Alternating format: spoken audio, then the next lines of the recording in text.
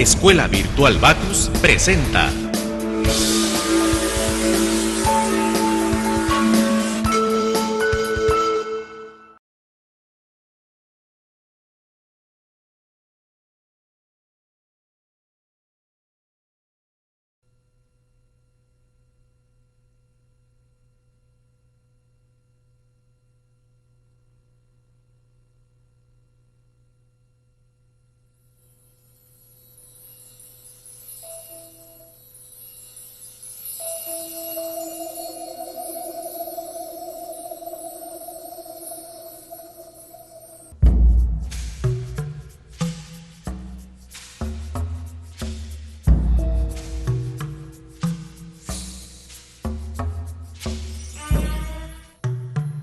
Hace calor en pleno invierno y cae nieve donde nunca antes lo había hecho. Llueve donde no debe, mientras que hay sequía donde siempre se han esperado abundantes lluvias. ¿Qué dirían ustedes si yo les dijera que todos estos cambios tienen que ver con la contaminación del aire? Lo que está sucediendo tiene nombre propio. Los científicos lo han llamado cambio climático. ¿Qué es el cambio climático? Cuando cambia el clima, o sea, cuando se da un cambio de clima así, o sea, fuerte, ¿no? Por ejemplo, de sol a nublado. No sé cómo explicarlo, No, la verdad no, disculpa. ¿Te interesa el cambio climático? Sí. ¿Mucho? Ay, más o menos. ¿A qué se debe el cambio de temperatura en la Tierra? Ay, no sé. A las estaciones, me imagino. Nuestro planeta está rodeado por la atmósfera, donde se encuentran en forma natural los gases de efecto invernadero. Estos gases permiten que una parte de toda la radiación solar que llega a la Tierra se quede dentro de esta especie de manta de aire que es la atmósfera, conservando así el calor necesario para nuestra vida. Desde el comienzo de la era industrial hasta nuestros días, el uso de combustibles fósiles como el carbón y el petróleo ha aumentado sin cesar, produciendo que esta natural concentración de gases de efecto invernadero creciera, elevando así la temperatura del planeta. El cambio climático es un tema real, dejó de ser hace muchos años una posibilidad. Es un tema actual, porque estamos viviendo hoy sus consecuencias. Y es un tema global, porque finalmente cada país con prescindencia de su nivel de emisión va a sufrir los efectos. El incremento de la temperatura de la atmósfera generará derretimiento de glaciares, y esto supone afectar la capacidad productiva de hidroeléctricas. Supondrá cambios en los patrones de lluvia, afectando a la agricultura y exponiendo a inundaciones a 92 millones de personas en el mundo.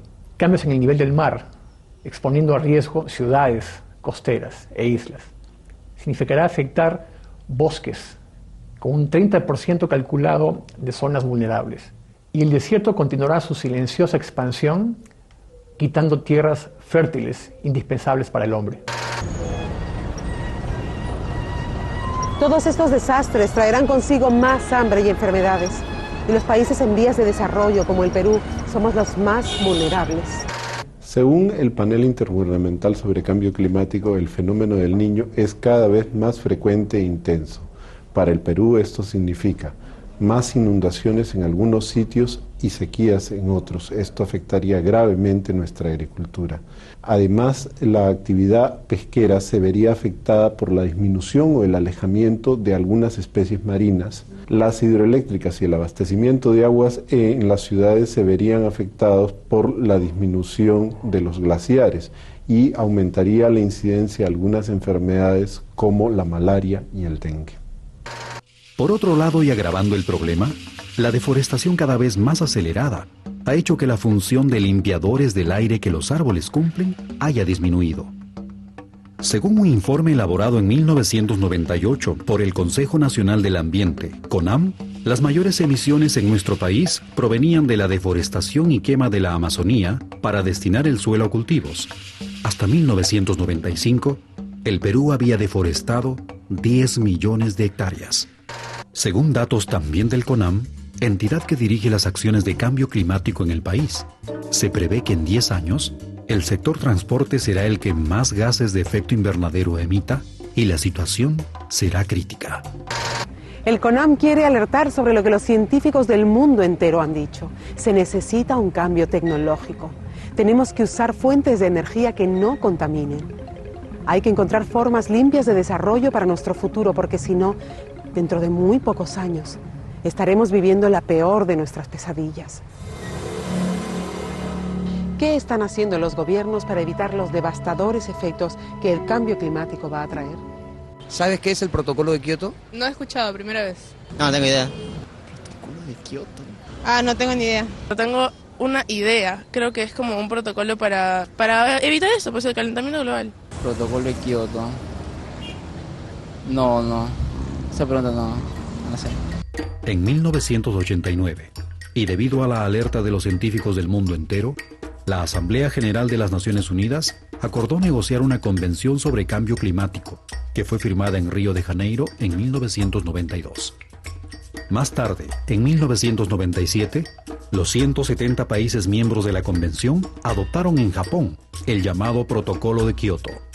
Aquí se aplican dos principios jurídicos. El primero, el de soberanía responsable. Esto significa que todos los países son soberanos para explotar sus recursos. Sin embargo, no pueden hacerlo libremente. La limitación está en que no deben afectar el medio ambiente de otros estados, tampoco afectar el medio ambiente más allá de la jurisdicción nacional.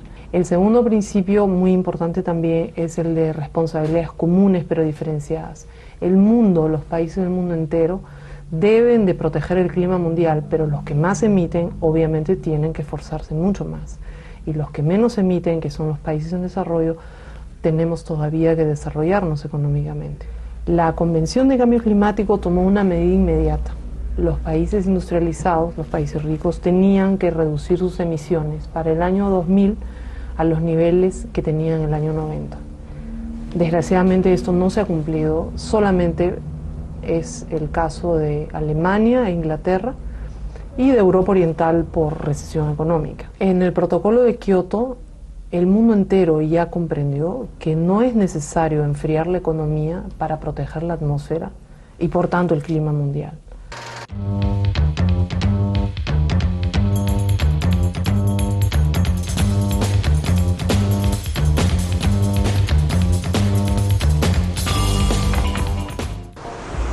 Los que menos emitimos, es decir, los países pobres, seremos los más afectados, pues nuestra capacidad de respuesta es menor. No es justo, pero es la realidad. El cambio climático ya está sucediendo y por eso debemos vigilar que se cumplan los acuerdos internacionales. El Perú debe actuar desde ahora, no debe postergar las acciones necesarias para disminuir su vulnerabilidad frente a las consecuencias del calentamiento global. Además de eso, que ya es muy importante, el gobierno y los diversos niveles de autoridades, empresas y sociedad civil deben concentrar sus esfuerzos en diversas acciones que benefician e involucran a diversos sectores de la economía. Tenemos, para empezar, la información constante de la ciudadanía, la promoción de energías renovables, la eficiencia energética, la sustitución del carbón y el petróleo por el gas natural, la promoción de programas de desarrollo rural que disminuyan la deforestación, así como la agricultura migratoria, y algo muy importante y urgente que es la implementación de revisiones técnicas del parque automotor.